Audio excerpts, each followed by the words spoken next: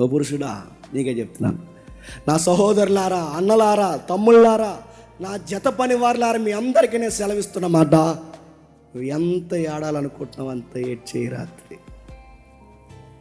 నీకే చెప్తున్నాను, నీకే చెప్తున్నా అంటున్నాడు బైబిల్లో. నీకే, ఏ పురుషుడా, నీకే నేను చెప్తున్నా.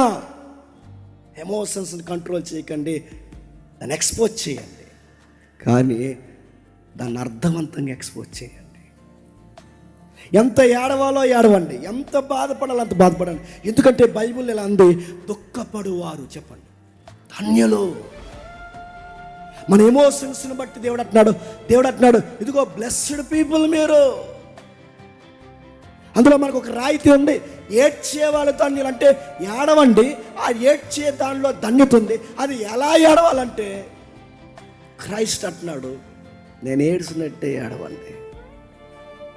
ఆశ్చర్యం, అద్భుతంగా కనిపించే మాటని చెప్పిన, ఈ భూమి మీద జీసస్ బతికినప్పుడు ఏడ్చాడు.